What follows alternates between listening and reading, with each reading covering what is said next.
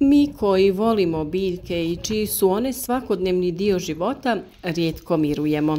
One nas zovu i bude u nama želju za radom, jer nas uvijek nagrade sa obiljem plodova za trud koji ulažemo. A nama je ovdje posebna čast i nagrada to što svoje iskustvo prenosimo na sve one koji žele uzgajati zdrave i plodonosne biljke. Ujutro uz kafu ili čaj malo se družite sa nama, isplanirate poslove u vrtu i krenete sa obavezama. Pišite nam u komentarima vaše planove kao da smo tu sa vama, pa ćemo na taj način razmijeniti ideje i iskustva. Za vas smo pripremili i objavili detaljan kalendar radova kako nikada ne bi imali nedoumice šta i kada odraditi. Ali kao što smo u tom videu i rekli i najavili, idemo i redom mjesec po mjesec, pa je tako na redu i prvi mjesec u godini, januar. Januar je vrijeme kada imamo različite vremenske uslove. Može biti ekstremno hladno, može biti iznenađujuće toplo za ovo doba godine. A za uzgoj biljaka u ovom periodu najgore su velike oscilacije u temperaturi. Upravo takvi uslovi najviše štete biljkama i njihovom daljnjem razvoju. Ukoliko želimo uzgojiti biljke za rani uzgoj, moramo im osigurati i određene uslove. To možemo uraditi u nekom prostoru u kući, u plasteniku ili stakleniku. Imamo nekoliko vrsta sjemena, ono koje klija na nižim temperaturama i ono kojima su potrebne više temperature. Također, određene vrste sjemena traže mrak, to jeste da ih se pokrije sa dobrim slojem zemlje, dok se druge može jednostavno posuti po zemlji i samo zaliti. Kako bi imali rane usjeve, sada je pravo vrijeme da se posiju određene kulture. Naravno, ukoliko sijete za sebe i vlastitu upotrebu, tada uvijek preporučujemo nekoliko ciklusa sjetve, kako ne bi u jednom trenu imali veliku količinu iste vrste povrća. Tada se uvijek javi i problem skladištenja i toga što ne konzumirate svježe ubrane plodove, nego to se mora preraditi ili zamrznuti. Sa ranom sjetvom dobivamo presadnice koje će ranije doći na red za konzumaciju i isto tako kasnijom sjetvom ćemo te biljke imati kroz cijelu sezonu. Velik je izbor biljaka koje možete uzgajati iz presadnica, a koje se mogu uzgajati kao rani usjevi. Svakako je najbitnije da za te posude ili u šta god već odlučite posijati biljke, imate adekvatno mjesto sa povoljnim temperaturama i dovoljno svjetlosti kako bi se kvalitetno razvijale nakon nicanja. Ukoliko je to mjesto mračno, neće lijepo napredovati biljke. Ukoliko je svjetlo sa samo jedne strane, redovno okrećite posude sa presadnicama kako ne bi došlo do izduživanja biljaka. Takve biljke su slabe i osjetljive i neće dobro napredovati. Sve biljne vrste možemo podijeliti prema zahtjevu sjemena za toplinom. Na primjer, bob, grašak i zelena salata su vrste koje klijaju u hladnijem zemljištu, a sa druge strane paprici, paradajzu i bosiljku odgovaraju topliji uslovi. Kukuruz, soja, suncokret su prema zahtjevima za toplinom između ove dvije grupe povrća. Temperatura od 5 do 20 stepeni Celzijusa najbolje odgovara za sjetvu boba, graška, bijelog luka, crvenog luka, zelene salate, repe, cikle, korabe, rotkvice, pakčoja, mizune, rikule, mrkve, peršina, pastrnjaka, špinata, blitve, kukuruza kokičara i šećerca, krompira i kupusnjačama. Važno je i napomenuti da kupusnjače, krompir i repa se siju u nešto hladniju zemlju, ali kada niknu kao biljke, bolje rastu na višim temperaturama. Kulture koje vole toplo zemljište, zagrijano na 20 do 30 stepeni su paprika, paradajz, patliđan, krastavac, grah, mahune, tikvice, tikve, kadulja, dinja, korijander, kopar i još mnoštvo drugih biljaka. Sa njima ćemo pričekati još mjesec dana jer i kao presadnice traže toplotu i vremenske uslove kada više nema prijetnje od mraza.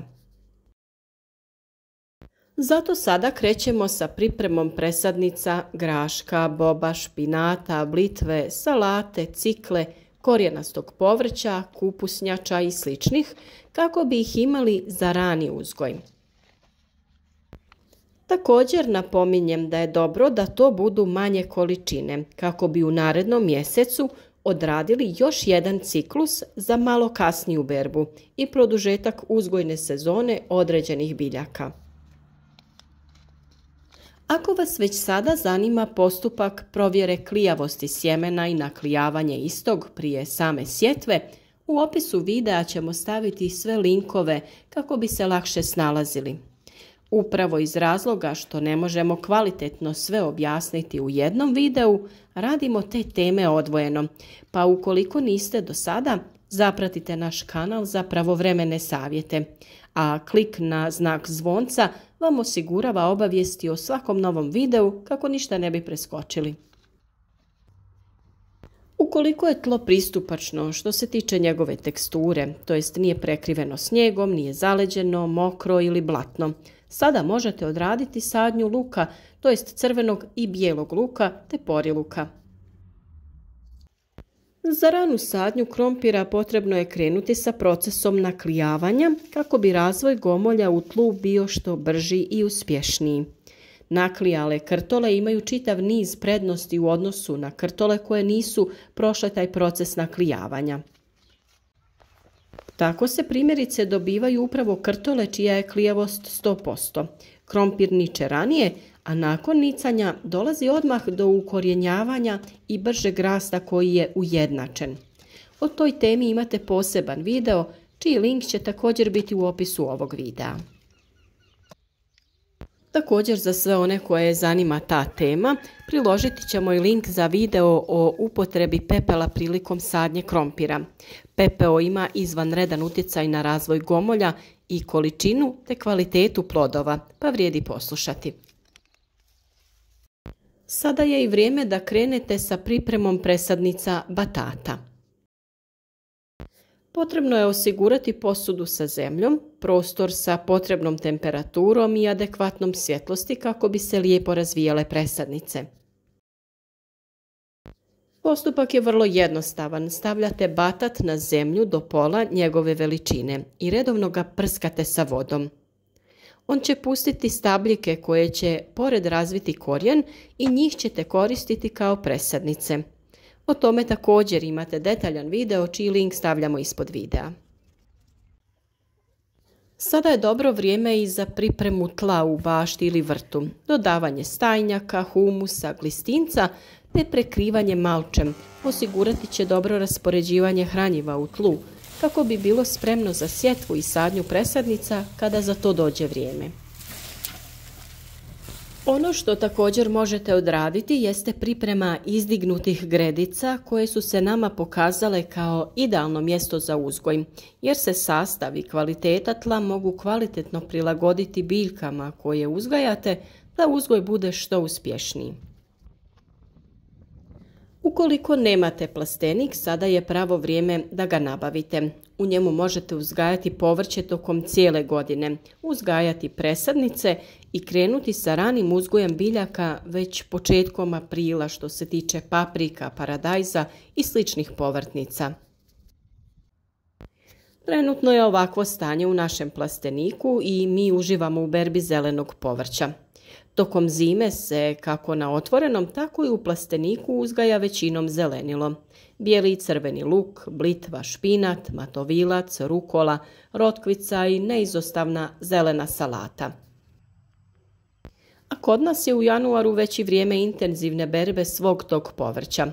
Ukoliko nemate plastenik, ove biljke uspijevaju i na otvorenom, ali ih možete za svaki slučaj prekriti improviziranim plastenicima. Plodored i raspored biljaka je vrlo bitan. Sada imate nešto vremena, nacrtajte kako je vaš vrt izgledao, pa nacrtajte kako bi trebao izgledati ove godine. Kao smjernice kako odraditi smjenu usjeva imate naš video na tu temu, plodored. Januar je idealno vrijeme za pripremu kalema, odnosno plemki za kalemljenje, to jest cijepljenje voćaka. U to doba su plemke u potpunosti dozrele i vegetacija miruje. Uzimaju se vršne reznice jednogodišnjih izbojaka. Jednostavno odrežete vrhove sa grana voćaka vrtnim škarama te spremite u vlažni pijesak ili u vlažne vrećice pa u frižider. U januaru i u voćnjacima ima posla. Trebalo bi baciti stajsko i mineralno gnojivo oko voćaka, te je ovo i period kada kreće rezidba jezgričavih voćnih vrsta. Ukoliko imate sreću da je tlo odmrznuto i dovoljno toplo, možete presađivati grmlje, trajnice i ukrasne trave. Sve što ste možda mislili da je posađeno na krivo mjesto, sada je trenutak da to ispravite i premjestite na pravo željeno mjesto. Nakon orezivanja određenih biljaka, ostatke iskoristite za pripremu reznica i razmnožite biljke na vrlo jednostavan način. O tome smo dosta govorili posljednjih dana, pa ćemo i link za te video savjete staviti u opisu kako bi se vi lakše snalazili. Veselimo se novoj sezoni. Nadamo se da će naši savjeti da vam budu korisni i da zajedno krenemo sa odličnom motivacijom koju se nadamo da uspješno na vas i prenosimo.